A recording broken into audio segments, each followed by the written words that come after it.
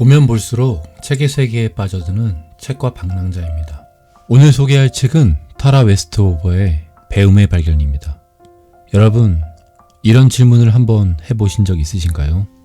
내가 지금 알고 있는 것들, 믿고 있는 것들은 과연 내가 스스로 선택한 것일까? 아버지가 옳다고 말했기 때문에 옳다고 믿은 건 아닐까? 주변 사람들이 당연하다고 했기 때문에 당연하다고 여긴 건 아닐까? 오늘 소개할 책의 주인공은 16살이 되도록 단 하루도 학교에 가본 적이 없는 소녀입니다. 그 소녀는 결국 케임브리지 대학에서 역사학 박사가 됩니다. 이 책은 단순한 성공 스토리가 아닙니다. 한 인간이 아버지가 만들어준 세상에서 벗어나 자기 자신을 스스로 만들어가는 이야기입니다.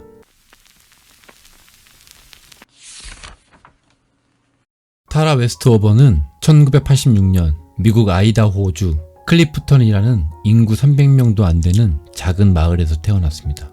7남매 중 막내딸로 태어났고 9살이 될 때까지 출생신고조차 되어 있지 않았습니다. 아버지는 모르몬교 근본주의자이자 조울증과 조현병이 의심되는 사람이었습니다. 그 아버지의 신념은 단호했습니다. 공교육은 아이들을 신에게서 멀어지게 하려는 정부의 음모이고 학교에 애들을 보내는 건 악마에게 아이들을 통째로 넘기는 거나 마찬가지라고 생각했습니다. 그래서 아이들은 학교에 가지 못했습니다.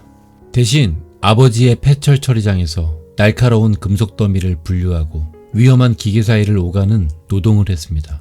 피가 철철 흐르는 상처도, 심각한 뇌진탕도, 폭발로 인한 화상도 모두 어머니가 만든 약초로 집에서 치료했습니다. 의사나 간호사는 단 한 번도 만난 적이 없었습니다. 당연히 예방접종도 맞아본 적이 없습니다. 아버지가 언젠가 편도선이 부은 타라에게 이렇게 말했습니다. 사람들은 잘 모르지만 사실 태양이야말로 가장 강력한 치료제야. 매일 아침 밖에 나가서 해를 향해 입을 벌리고 서 있어봐. 태양광이 속속 스며들 수 있게 한 반 시간 정도 금방 붓기가 없어질 거다. 믿기 어렵죠.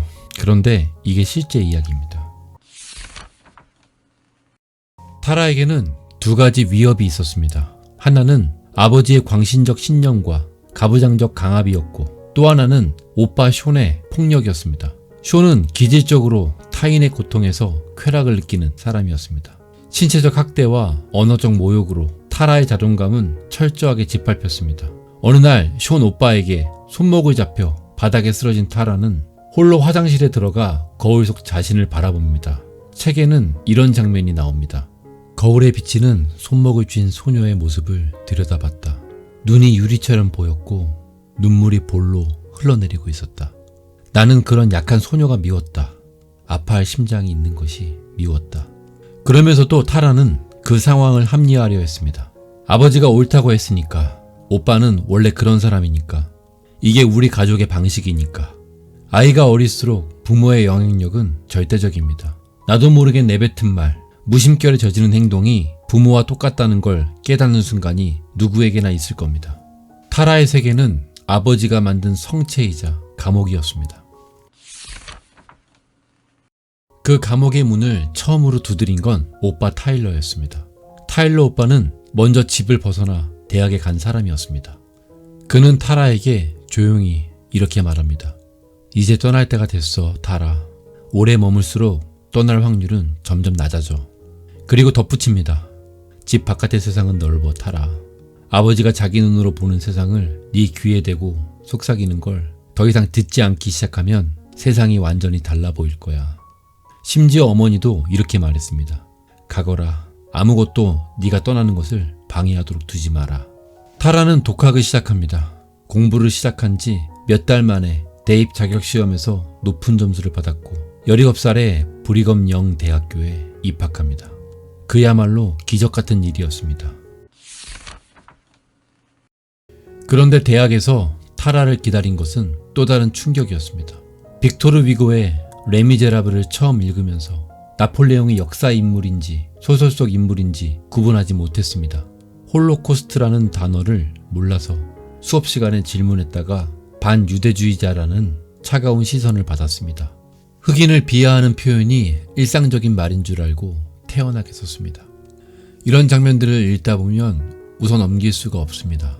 이건 타라의 잘못이 아니라 타라를 이 지경으로 만든 가족의 극단적인 무지 그리고 편견의 문제이기 때문입니다. 타라는 이 문화적 충격들을 하나하나 통과하면서 서서히 자각하기 시작합니다.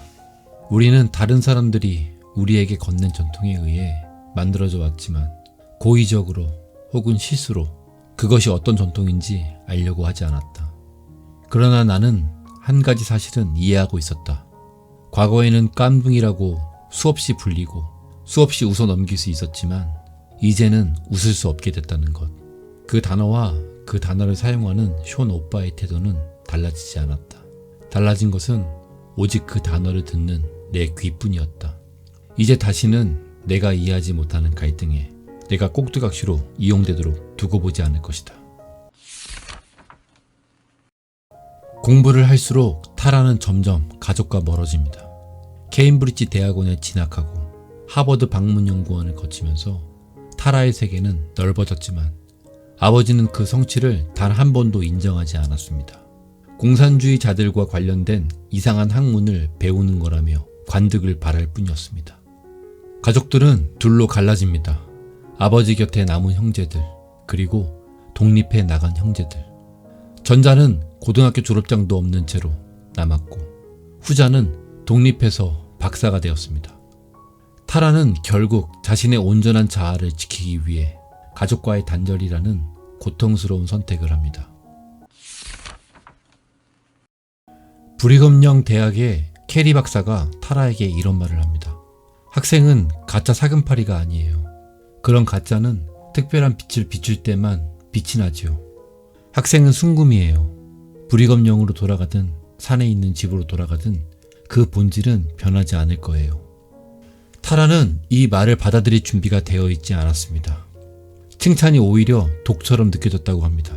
자신의 추한 모습을 누군가가 말로 표현해 주기를 기다리는 것이 그때까지의 타라의 방식이었으니까요. 케임브리지의 스타인버그 교수는 타라의 에세이를 읽고 이렇게 말합니다. 내가 케임브리지에서 가르친 30년 동안 읽어본 것들 중 가장 훌륭한 에세이 중 하나입니다. 타라는 모욕당할 준비는 되어 있었지만 이런 말을 들을 준비는 전혀 되어 있지 않았습니다. 책의 가장 핵심이 되는 장면입니다. 아버지는 타라에게 굴복을 요구합니다. 과거의 네 모습으로 돌아오라고, 내 딸로 남으라고. 그 순간 타라는 이렇게 깨닫습니다. 아버지가 내게서 쫓고자 하는 것은 악마가 아니라 바로 나 자신이었다. 그리고 이렇게 씁니다. 내가 그때까지 해온 모든 노력, 몇 년 동안 해온 모든 공부는 바로 이 특권을 사기 위한 것이었다. 아버지가 내게 준 것 이상의 진실을 보고 경험하고 그 진실들을 사용해 내 정신을 구축할 수 있는 특권.